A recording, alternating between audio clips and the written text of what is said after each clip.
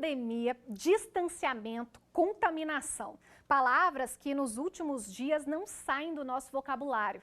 A Covid-19 mudou a rotina mundial. Pessoas trabalhando de casa, crianças e adolescentes sem aula, comércio fechado. Como as pessoas que trabalham com transporte estão lidando com isso tudo?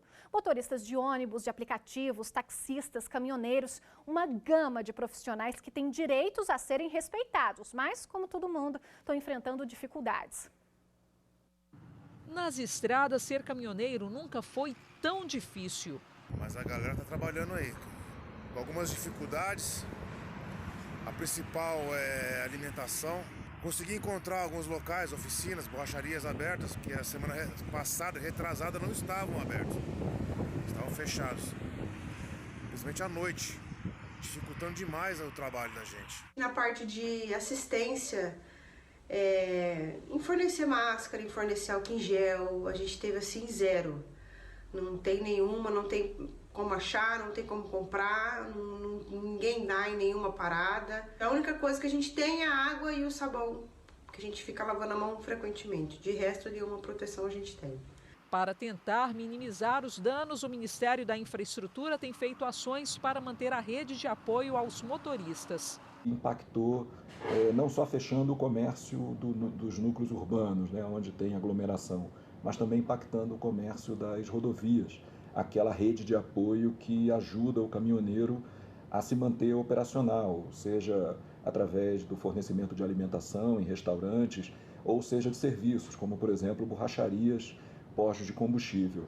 Essa rede de apoio no primeiro momento ela foi prejudicada e a primeira decisão do Ministério da Infraestrutura foi agir junto a prefeitos e junto a secretários de Estado para viabilizar o transporte da carga através da reabertura dessa rede de apoio, desse comércio em beira de estrada. Nas cidades, o transporte público não para, os ônibus continuam circulando, mesmo que em menor quantidade, e os motoristas também enfrentam problemas. É mais trabalhador desempregado e menos ônibus circulando. Com menos ônibus circulando, os ônibus andam muito mais cheios, propagando muito mais o coronavírus. E estamos também aqui numa luta gigante para poder garantir material de limpeza, de higiene para todos os trabalhadores. Máscara, álcool em gel e etc. Infelizmente não tem sido feito de uma maneira devida, alguns trabalhadores recebem, outros não, mas estamos aqui para garantir que esses materiais sejam distribuídos e vamos combater junto com toda a sociedade a proliferação desse vírus. Taxistas e motoristas por aplicativo estão com a clientela reduzida e eles não sabem mais o que fazer. Tenho como minha fonte de renda somente o táxi, então me encontro em quarentena junto com a minha família e as contas não param de chegar, né? Conta de água, de luz, de telefone e agora IPTU, e a gente fica aflito, sem saber exatamente o que vai acontecer. O movimento caiu muito mesmo. Hoje a rentabilidade semanal de um motorista de aplicativo hoje é 50%, talvez 60% do que era antes de começar essa crise, antes de começar esse isolamento. Tá faltando passageiro, as contas estão vencendo porque a gente não consegue dar conta de pagar tudo, os boletos, a gente tem que escolher qual boleto que a gente vai pagar. Autônomos e informais vão ser atendidos pela ajuda emergencial de R$ 600 que vai ser paga pelo governo federal. As demais categorias podem ser beneficiadas com a medida provisória que permite o saque de até R$ 1.045 de contas ativas e inativas do FGTS. Essa MP ela vem para autorizar, para flexibilizar mais uma vez o saque do FGTS. Tá? Lembrando que ela extinguiu o PIS e o PASEP, perfeito, e agora todas as pessoas que recebam esses valores, que têm esses valores a título do FGTS, poderão sacar o valor de R$ 1.045, tá? A partir de 15 de junho, para fins de suprir essas necessidades com alimentação, medicação e tudo mais que for necessário nesse período da pandemia. E para continuar nesse assunto, a gente conversa agora por Skype com a doutora Renata Vieira, advogada. Bem-vinda ao Jornal da Justiça mais uma vez, doutora Renata. Para a gente já começar, né? Trabalhadores autônomos como taxistas, motoristas de aplicativo, eles são contemplados aí por que parte da legislação? Boa tarde, Evelyn, boa tarde a todos. É sempre um prazer estar aqui, né? Esses trabalhadores que são informais, eles vão ser contemplados com o benefício do governo, esse emergencial, com a medida provisória que autorizou os R$ 600 e logo depois veio o decreto legislativo, né? E o projeto a lei que saiu a respeito dos R$ 600, que foi regulamentado na semana retrasada para cá, e que você faz a inscrição no site da Caixa Econômica, coloca seus dados, coloca a renda, né, que tem ali financeira, e mais para frente, se não tiver no cadastro único da Previdência, ele vai receber naturalmente o valor de R$ 600 ali na frente. Essa é uma medida para os autônomos, né? Então, seriam os motoristas de aplicativo e talvez os taxistas, mas vai depender muito de como que funciona para esse taxista, né? A maioria deles estão vinculados a uma cooperativa, então, a princípio, eles teriam direito a esse auxílio de R$ 600. Eles geralmente não têm vínculo trabalhista, né? Não são empregados de nenhuma empresa, mas se for empregado de empresa, aí seria uma outra situação. No caso dos caminhoneiros, né, eles estão reclamando ali da falta de suporte nas rodovias, em alguns casos até de sem conseguir higienizar. Como é que ele consegue exigir do governo que seja cumprido o direito dele que está trabalhando?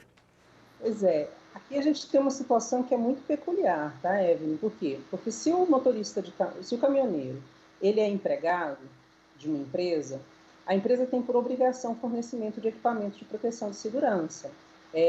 Não é por conta só da Covid, né? A gente tem essas regras já na CLT sedimentadas, no capítulo de Segurança e Medicina do Trabalho. Então, a empresa é responsável pela segurança e pela saúde do trabalhador. Nesse momento específico que a gente vive, obrigatoriamente, a empresa tem que fornecer os equipamentos, álcool em gel, máscara, em algumas situações luvas, né? Ou até mesmo uma vestimenta, dependendo do que eles estão transportando. Mas fica difícil também com relação à questão de infraestrutura, né? Porque hoje o governo, os governos dos estados, as prefeituras, enfim, determinaram praticamente que o fechamento de todo o comércio. Então, eles ficam sem esse apoio na estrada. Então, o empregador ou até mesmo o governo federal deveria pensar numa outra alternativa. Essas empresas que funcionam na beira da estrada, fazer uma limitação para que não haja, talvez, um aglomerado de pessoas ali, porque a gente sabe que acaba acontecendo, pode acontecer, e liberar a abertura de forma observada, né, para evitar qualquer tipo de contágio. Mas as empresas também deveriam dar uma espécie de suporte, não deixando de preservar a segurança e a saúde dos funcionários, dos caminhoneiros, né, considerando que eles são empregados. Mas a gente tem caminhoneiros que, infelizmente, não são empregados, eles são autônomos, trabalham por conta própria, e aí fica muito difícil. Talvez, no contrato que ele fizesse de transporte com a empresa X ou a empresa Y, trazer uma previsão nesse sentido, pelo menos com relação à sua saúde, né? E aí seriam os equipamentos de proteção individual. E esperar o governo tomar alguma iniciativa, como a gente vem observando, que ele já vem tomando alguma iniciativa junto às concessionárias, principalmente das empresas que são, das estradas que são privatizadas, enfim, de abertura de algum ponto de apoio para esses motoristas, porque sem isso a gente sabe que vai parar. Alguns trabalhadores, eles têm carteira assinada, estão vinculados aí a alguma empresa. Existe alguma ajuda para esse trabalhador que está parado, não pode trabalhar, está em quarentena, teve contrato de trabalho suspenso?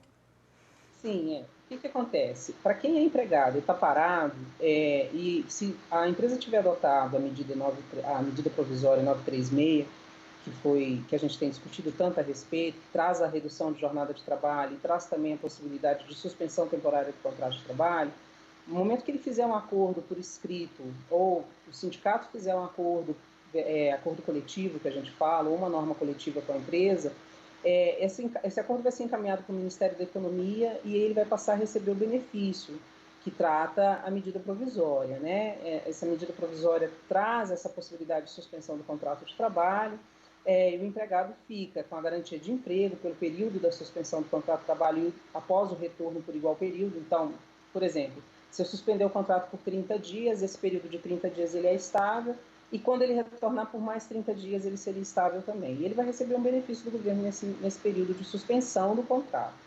Já quanto à redução da jornada de trabalho, também existe essa questão de estabilidade, e ele teria também, aqui é um pouco diferente, porque eu reduzo a jornada de uma forma proporcional e o governo ajuda proporcionalmente, já que o salário também vai ser reduzido proporcionalmente, né? Também está previsto na medida provisória 936. Ótimo, doutora Renata, muito obrigada pela participação no Jornal da Justiça. Imagina que isso.